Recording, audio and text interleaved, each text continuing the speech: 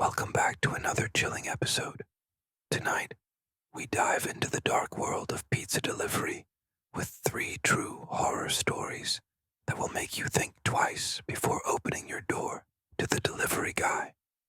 Imagine the clock has just struck midnight. You're home alone, the only source of light emanating from your phone screen. You've just ordered your favorite late-night snack, and you eagerly await its arrival. But beware, for lurking in the shadows could be something far more sinister than a hungry delivery driver. The house at the end of the cul-de-sac. It was supposed to be a normal night, just another shift delivering pizzas. My name's David, and I've been doing this job long enough to know every nook and cranny of our little town. The quiet suburban neighborhoods, the cul-de-sacs where kids play during the day, and the rows of identical houses where families live their seemingly perfect lives. Nothing ever happens here, at least, nothing out of the ordinary. But that night was different. That night still haunts me. It was a Friday evening and the orders were coming in steady, as usual. People wanted to start their weekends with a hot pizza and a movie. I had just finished a delivery when the next one came through. An address I didn't recognize, which was rare. It was tucked away at the end of a cul-de-sac, a place I'd never been to before. Something about it made my skin crawl, but I pushed the feeling aside. A job's a job, right? As I drove towards the house, the usual comfort of the radio didn't seem to calm my nerves. The streets grew quieter as I ventured deeper into the neighborhood. The houses began to space out and the streetlights became fewer and farther between. When I finally turned onto the cul-de-sac, I was struck by how dark it was. The houses on either side were dimly lit, but the one at the end, my destination, was completely shrouded in darkness. I double-checked the address. It was the right place, but something felt off, deeply off.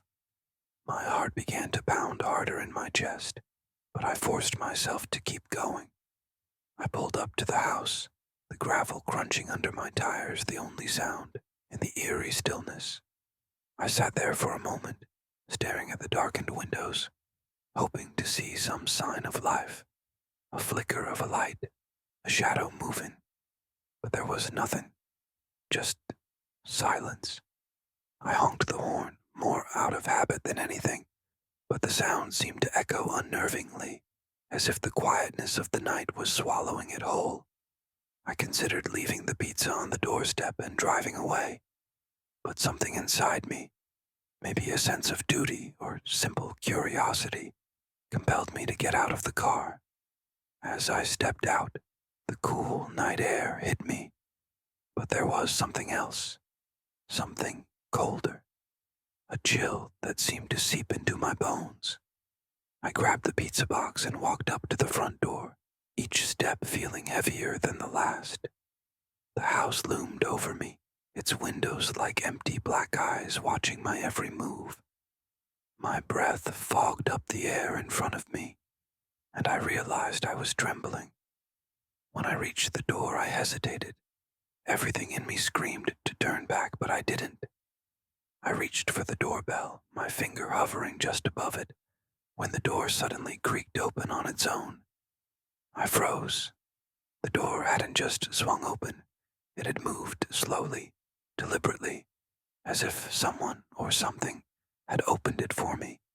My heart was now a drumbeat in my ears. I peered into the darkness, the musty odor from within hitting me like a wall. It was a smell of decay, of something old and forgotten. I called out, "Hello? Delivery?" My voice wavered, barely a whisper, but there was no answer, just the deep, oppressive silence. Against every instinct, I stepped inside. The darkness swallowed me whole as soon as I crossed the threshold. The air inside was thick, almost suffocating, and the cold was more intense, biting at my skin. My eyes struggled to adjust, but I could make out the vague shapes of furniture, covered in dust and shadows. The place looked abandoned, like no one had lived there in years.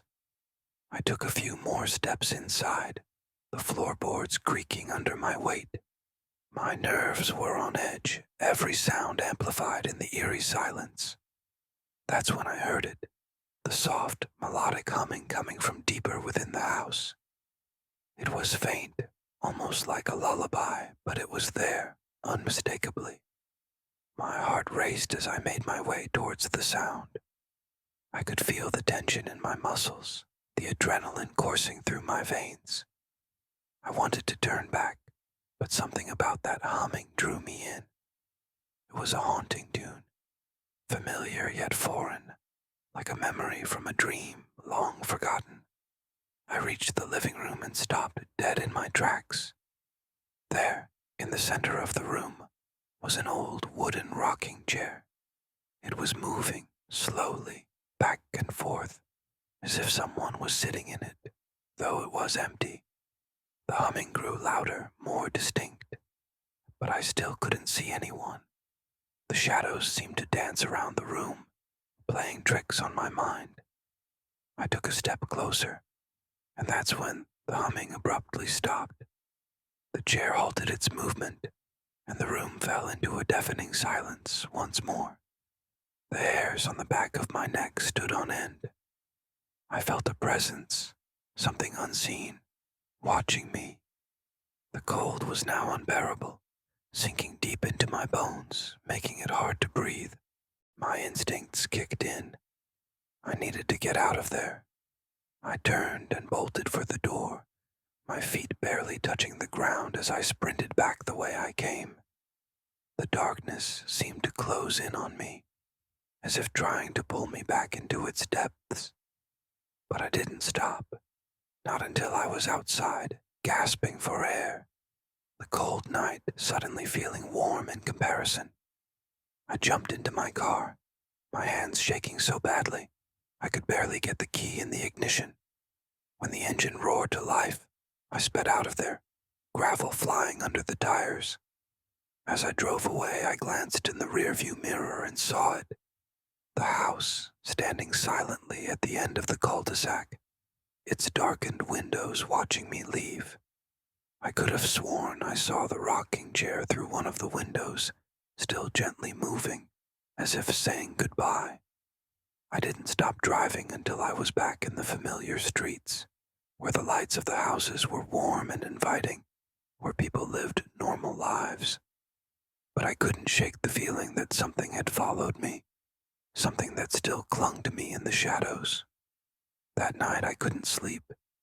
Every time I closed my eyes, I heard that humming, felt that cold. The image of the rocking chair burned into my mind. The next day I called my boss and asked about the address, but he told me there was no record of it in our system. The order had vanished, as if it had never existed. I tried to forget about it, to move on, but I couldn't. That house at the end of the cul-de-sac stayed with me, haunting my dreams, filling me with an unease I couldn't shake. A few weeks later, I couldn't take it anymore. I had to know more. I went back to that neighborhood, but when I reached the cul-de-sac, the house was gone. I don't mean it was abandoned or demolished. I mean, it was gone. The lot where it had stood was empty, overgrown with weeds, as if nothing had ever been there. I asked around, but no one remembered a house ever being there. It was as if the place had been erased from existence, leaving only a cold, empty space behind. To this day, I don't know what happened that night. Maybe it was a trick of my mind, or maybe something more sinister. All I know is that the memory of that place still lingers in the back of my mind, a dark shadow that I can't escape. If you ever find yourself at the end of a dark cul-de-sac, in a neighborhood where the houses all look the same, beware. There are places where the past doesn't die, where the darkness waits, hungry and patient, and if you're not careful, it might just invite you in. I've always been a night owl. Something about the stillness, the quiet streets, and the cool air after sunset made me feel alive. It's why I took the late shifts at the pizza place where I worked part-time during college. Less traffic, fewer people, and a little extra money in tips. What wasn't to like? But that Saturday night, the one that still haunts my dreams, was different. It was the night that changed everything. It started like any other shift. I clocked in around 8 p.m., the usual banter with my coworkers, making the time pass quickly. The orders started rolling in, and soon enough, I was out on the road, making deliveries across the city. The night was warm, a slight breeze rustling through the trees, and the streets were quieter than usual. It was almost peaceful. Around midnight, I got a call for a delivery to a part of town I wasn't too familiar with. The customer wanted a large pepperoni pizza with extra cheese.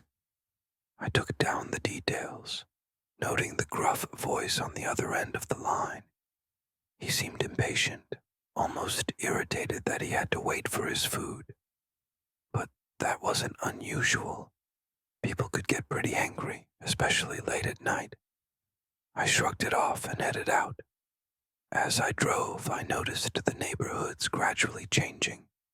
The well-lit streets and neat houses gave way to older, dimly lit roads, where the street lights flickered and cast long, eerie shadows. I wasn't too worried, though. I'd delivered in sketchy areas before, and it usually just meant keeping your head down and doing your job quickly. I found the address without much trouble, a rundown house at the end of a narrow street. The porch light was dim, casting just enough light to see the front door. I parked the car and grabbed the pizza, but as I stepped out, something caught my eye. Across the street, partially hidden in the shadows, was a figure. They were just standing there, watching me. My heart skipped a beat, but I told myself it was nothing. Just someone out for a late-night walk, maybe a neighbor curious about who was visiting at this hour. I walked up to the house, feeling the hairs on the back of my neck stand up. The door creaked open before I even had a chance to knock, and a hand reached out to grab the pizza. The man behind the door was just a shadow, his face obscured by the dim light. He thrust a wad of cash into my hand, muttering something under his breath that I couldn't quite make out. Before I could even say thank you, he slammed the door shut, leaving me standing there in the eerie silence. As I walked back to my car, the uneasy feeling grew stronger. I glanced over my shoulder, half expecting the figure to still be there, watching me. But the spot where they had been standing was empty. The street was silent, almost too silent. I shook my head, trying to dismiss the gnawing anxiety in my gut. It was late, and my mind was playing tricks on me. That's all it was. But as I drove away, I couldn't shake the feeling that something was wrong. Every time I stopped at a red light, every time I checked my rearview mirror, I felt eyes on me. I tried to focus on the road, on getting through the rest of my deliveries, but the sense of being watched was overwhelming. My heart raced with every turn, my eyes darting to every shadow, every passing car. The rest of the night was a blur.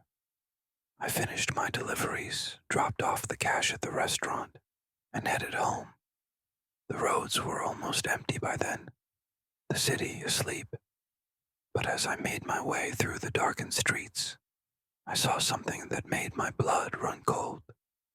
There, on the sidewalk, was the figure again, the same one from before. They were standing still, facing the street, facing me. The headlights illuminated their eyes, and I swear they reflected back like an animal's, cold and predatory. I could barely breathe. My hands gripped the steering wheel so tightly that my knuckles turned white. I wanted to speed away, to leave this nightmare behind, but I couldn't. My body was frozen with fear. The figure started to move, slowly walking along the sidewalk, keeping pace with my car. I tried to tell myself to stay calm, to just keep driving, but no matter what I did, they stayed with me, like a dark shadow that wouldn't let go. I knew I had to do something. I couldn't go home, not with this person following me. So, I made a decision. I'd go to the police station. It was a few miles away, but I could make it. I just needed to keep my cool and get there in one piece. The drive felt like an eternity. Every second I expected the figure to suddenly appear next to me, or worse, in my back seat. My imagination ran wild with terrifying scenarios. What if they were armed? What if they weren't alone? I kept checking the mirrors, my heart pounding so loud I could barely think. When I finally pulled into the police station parking lot, I felt a wave of relief wash over me. I was safe, or at least, I hoped I was. I stumbled out of the car, my legs trembling, and rushed inside.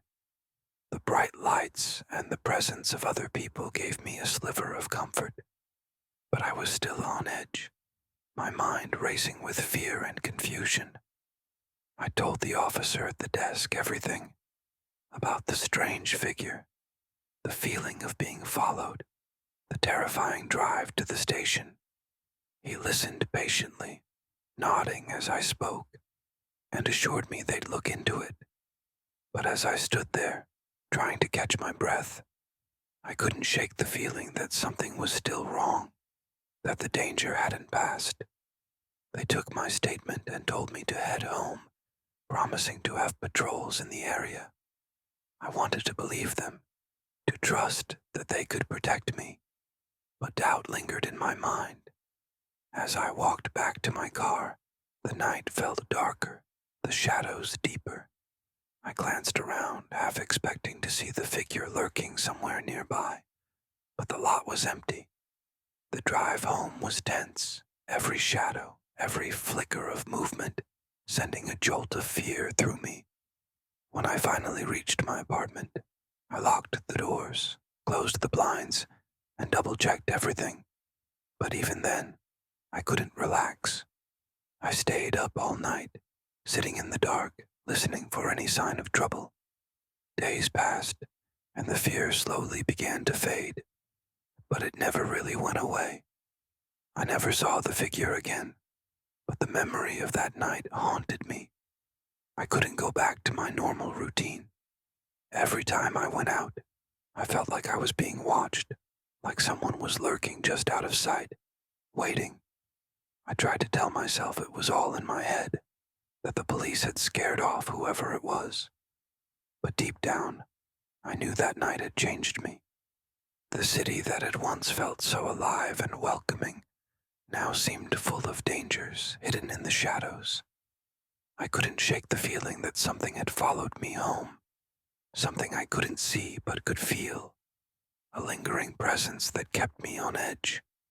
And even now, as I sit here, telling this story, I can't help but glance over my shoulder, just to make sure I'm still alone. Because some nightmares don't end when you wake up. They stay with you, lurking in the corners of your mind, waiting for the next quiet night to come back to life. It was the first snowfall of the year. I remember that clearly. The snow had started falling around midday, and by the time evening rolled around, the town was covered in a thick, white blanket. The kind of snow that muffles every sound, making everything feel isolated, almost otherworldly. I was on my last delivery of the night, eager to finish up and get home to the warmth of my fireplace. The order was a large one, heading to a farmhouse on the outskirts of town, a place I'd never been before. As I pulled out of the pizza shop's parking lot, my breath fogging up the car's windows, I couldn't shake an odd sense of unease. Maybe it was the weather, or maybe it was just the fatigue of a long shift, but something didn't feel right. The roads were nearly deserted, the snow absorbing all sound, except for the rhythmic thudding of my windshield wipers. The GPS led me out of town, past the familiar streets and houses, until I was driving down a narrow, winding dirt road that I'd never seen before. The further I drove, the more desolate the landscape became. The trees on either side of the road were skeletal, their bare branches swaying in the icy wind like ghostly fingers. The farmhouse finally came into view as I rounded a bend, a shadowy outline against the dim light of the moon. My headlights washed over it, revealing an old, dilapidated structure. The paint was peeling, the windows were dark, and the entire place seemed abandoned. I double-checked the address on the receipt. It matched. But something was off. Why would someone place such a large order for a house that looked like it hadn't been lived in for years? I parked the car in the driveway, the tires crunching over the snow, and sat there for a moment, staring at the house. The wind hauled outside, shaking the car, as if urging me to leave. But I was tired, and the thought of going back to the pizza shop with an undelivered order wasn't appealing. So I grabbed the boxes, got out of the car, and headed towards the front door. The porch creaked under my weight, the wood rotting and fragile. I knocked on the door, the sound echoing through the empty night. I waited, listening, but there was no response. I knocked again, louder this time, but still, there was nothing. My breath hung in the air, the cold seeping through my jacket. I tried the doorknob, and to my surprise, it turned easily in my hand. The door creaked open, revealing a dark, musty interior. "Hello? Pizza delivery," I called out, but my voice sounded small and insignificant in the vast emptiness of the house. I stepped inside, immediately assaulted by a damp, musty odor. The air was thick with the scent of decay, like something had been left to rot for years. I could barely see, but I could make out the faint outlines of furniture, old and covered in white sheets, as if the house had been frozen in time. A shiver ran down my spine, and every instinct in my body screamed at me to leave. But I pressed on, the urge to finish the delivery overpowering my growing sense of dread. As I moved further into the house, my footsteps echoing on the wooden floor, I couldn't shake the feeling that I was being watched. The silence was oppressive, broken only by the sound of my breathing and the creaks of the old house. I reached what looked like the living room, a large, cold space dominated by a fireplace that hadn't seen a fire in years. There was something unsettling about the way the furniture was arranged. Everything was in its place, yet it felt wrong, like a stage set for a play no one was ever meant to watch. As I turned to leave, something on the coffee table caught my eye. Among a pile of unopened, yellowed mail lay a single photograph. It was the only thing in the room that wasn't covered in dust. I picked it up, my heart pounding in my chest. It was a picture of a young woman, her eyes filled with warmth and life, yet there was something in her gaze that sent chills down my spine. I turned the photograph over, hoping to find a name, a date, anything that might explain its presence. But the back was blank. I stood there, holding the photograph, a growing sense of unease gnawing at my insides. Who was this woman? Why was this picture here, in a house that seemed otherwise untouched for years? The silence around me was deafening, as if the house itself was holding its breath, waiting for something. I decided then and there that I needed to leave. Whatever had happened in this place, it wasn't something I wanted to be a part of. I set the photograph back on the table and turned to make my way back to the door. But as I moved through the hallway, I heard something that made my blood run cold. A soft, melodic humming coming from upstairs. I froze, every muscle in my body tense. The sound was faint, almost too soft to hear, but it was unmistakably human. It was the kind of humming you might hear from a mother soothing her child, a sweet lullaby that was completely out of place in this dark, decaying house. My mind raced, trying to make sense of it. Was someone else here? Was this a prank? Despite every instinct telling me to get out, my curiosity got the better of me. I found myself moving towards the staircase, the humming growing louder with each step. The stairs creaked under my weight, as if protesting my decision to go deeper into the house. The air grew colder as I ascended, my breath visible in the dim light, filtering through the dusty windows. I reached the top of the stairs, and the humming stopped. The sudden silence was suffocating. I stood there for a moment, my heart pounding in my ears, before slowly making my way down the hallway. The walls were lined with old, faded wallpaper, the kind you'd find in a house that hadn't been updated in decades. At the end of the hallway was a single door, slightly ajar.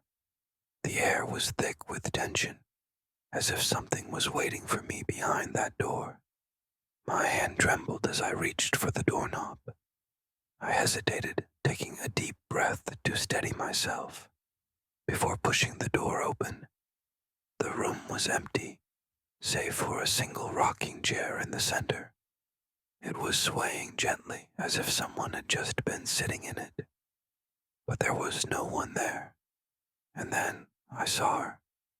The woman from the photograph was sitting in the chair, her body still, but her eyes locked onto mine. There was something terribly wrong about her expression, something cold and lifeless in her gaze. Her lips were curved into a smile, but it wasn't a smile of warmth or kindness. It was a smile that sent ice through my veins, a smile that belonged to something that shouldn't be there. I stumbled backward, my mind screaming at me to get out, to run. I turned and bolted down the hallway, not caring about the noise, not caring about anything except getting out of that house. The stairs groaned under my weight as I flew down them, my breath coming in ragged gasps. I didn't stop until I was outside, slamming the door behind me and running to my car. I jumped in, slammed the door shut and fumbled with the keys, my hands shaking uncontrollably.